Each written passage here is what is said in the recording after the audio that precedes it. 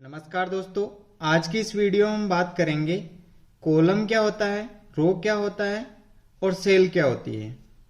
तो सबसे पहले जानेंगे कि जिस तरीके से आपको यहाँ पे शो हो रहा है, यहाँ पर मैंने कॉलम नंबर डाल रखे हैं। तो ए बी सी डी जितने भी आपके ये सारे के सारे आपके कॉलम के नंबर हैं।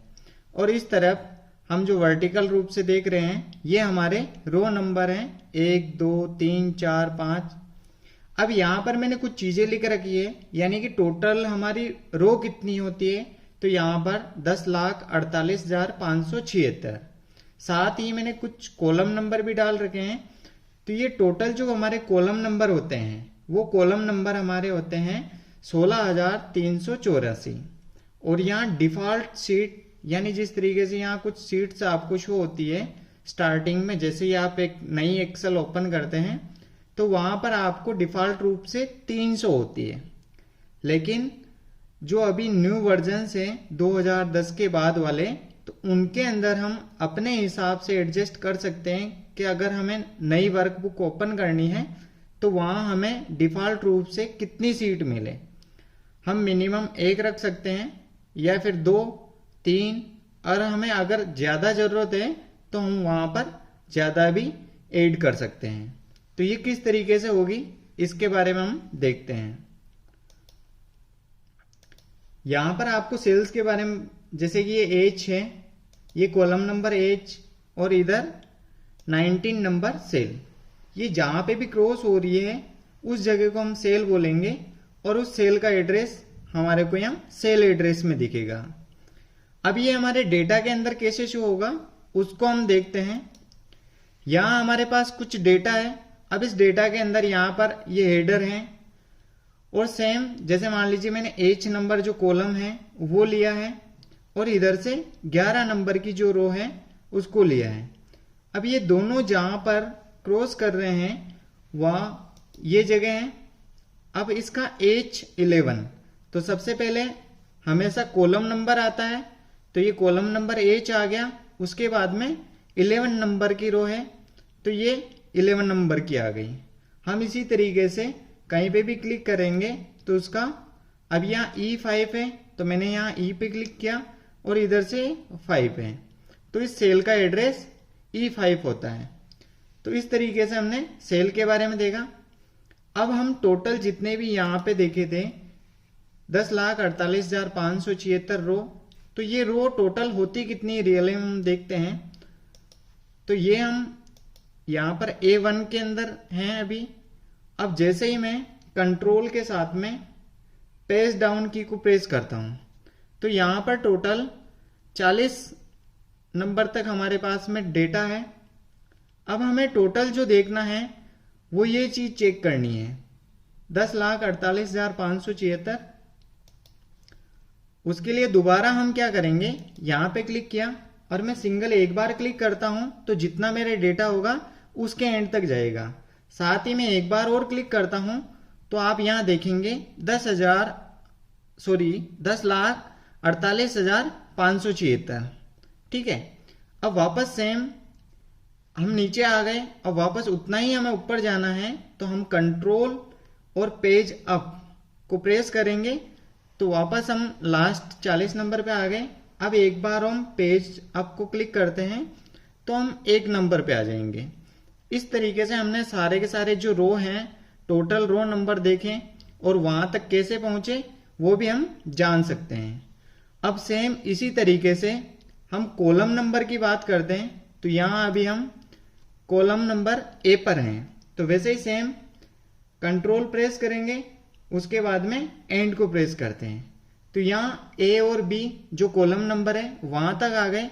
अगर हमें इसका जो अंतिम कॉलम है वहां तक पहुंचना है तो उसके लिए हम वापस एक बार कंट्रोल के साथ में एंड प्रेस करते हैं।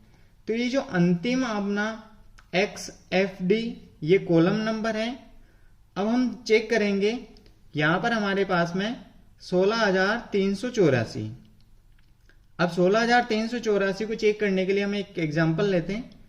अभी 40 नंबर तक तो हमने कुछ, यहां क्लिक करते हैं। अब मैं कंट्रोल के साथ होम की प्रेस करूंगा, वापस यहां फर्स्ट नंबर पे आ गए। एक बार और की प्रेस करूंगा मैं तो हम बिल्कुल होम पे आ जाएंगे। अब यहां जैसे मान लीजिए आपको स्टार्ट करना है, कंट्रोल शिफ्ट और एंड बटन। पहले मैं कहीं पे भी जैसे मान लीजिए ए लिख देता हूं, ए को मैं कंट्रोल सी से कॉपी कर लेता हूं। अब मैं XFD तक ले जाना है तो मुझे कंट्रोल शिफ्ट और एंड बटन को प्रेस करूंगा और मैं कंट्रोल प्लस वी कर देता हूं। ठीक है, अब मैंने कंट्रोल वी कर दिया है, सारे के सारे में ए लिखा गया है।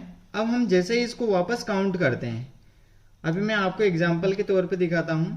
जैसे ये स्टेटस बार में मैंने इतने ही काउंट किए तो अभी ये 14 आ गए, लेकिन मुझे टोटल जो इसके नंबर्स हैं कॉलम नंबर उनको काउंट करना है। तो 16,384 को हम काउंट करते हैं। यहां मैं एक को प्रेस करूंगा, फर्स्ट वाले को, कंट्रोल शिफ्ट और एंड बटन। इसको जैसे ही प्रेस किया तो मेरे स्टेटस बार के अंदर यहां आपको शो हो गया है 16,384। तो इस तरीके से हमने जाना कि टोटल हमारे जो कॉलम नंबर होते हैं वो 16,384। अब हम स्टार्टिंग में बात करी थी कि हमारी डिफॉल्ट रूप से 3 सीट होती है। जैसे यहाँ कुछ ऑलरेडी सीट्स मैंने और भी ऐड कर रखी है, प्लस के निशान पे क्लिक करके हम एक नई सीट भी ऐड कर सकते हैं। लेकिन डिफॉल्ट रूप से अभी मैं कंट्रोल प्लस एन प्रेस करता हूं तो ये मेरे सामने एक शीट ओपन हो जाती है। अभी यहां पर सीट नंबर 1 है, सीट नंबर 2 और सीट नंबर 3। अगर मैं चाहूं यहां पे कि मुझे तो केवल एक ही सीट आनी चाहिए या फिर एक से अधिक आनी चाहिए, तो वो हम कैसे करें? उसके लिए आपको फाइल ऑप्शन पे क्लिक करना है। जैसे ही फाइल ऑप्शन पे क्लिक करते हैं, यहां पर लास्ट में ऑप्शन है, इस पे हम क्लिक करेंगे। इस पे क्लिक करने के बाद में आप यहां पर नॉर्मल व्यू के अंदर देखना चाहें, अगर व्यू इसका बदलना चाहें तो आप यहां से व्यू भी बदल सकते हैं। तो हम इसको नॉर्मल व्यू में रखेंगे। इसके बाद में यहां पर आपको कितनी रखनी है, अभी मैं आपको एग्जांपल के तौर पे एक प्रेस करता हूं और ओके कर देता हूं। जैसे ही मैंने एक को प्रेस किया, अब वापस मैं कंट्रोल प्लस एन प्रेस करता हूं एक नई सीट के लिए, तो यहां पर ऑलरेडी मेरे पास एक ही आ रही है। तो हम ये चेंज कर सकते हैं। जो 2010 से पहले के वर्जन से उसके अंदर ऑलरेडी 3 ही आती है, लेकिन नए जितने भी माइक्रोसॉफ्ट एक्सेल के वर्जन हैं उनके अंदर आप अपने हिसाब से इस चीज को एडजस्ट कर सकते हैं। मैं यहां से इसको कट कर देता हूं। दोबारा यहां फाइल ऑप्शन पे गया, ऑप्शन, और यहां से मैं आप देखिए मैं 5 क्लिक करके देखता हूं और ओके कर देता हूं। अब इसको एग्जांपल अपन वापस कंट्रोल प्लस एन से देखते हैं। अब यहां मेरे पास में डिफॉल्ट रूप से seat number 1, seat number 2, seat number 3, seat number 4 और सीट नंबर 5। तो हम अपने हिसाब से सीट को एडजस्ट कर सकते हैं कि मुझे डिफॉल्ट रूप से कितनी सीट चाहिए। आई होप आपको ये समझ में आया होगा कि हम सीट को जितनी हमारे डिफॉल्ट रूप से चाहिए उतनी हम ले सकते हैं 2010 के बाद के न्यू वर्जन के अंदर।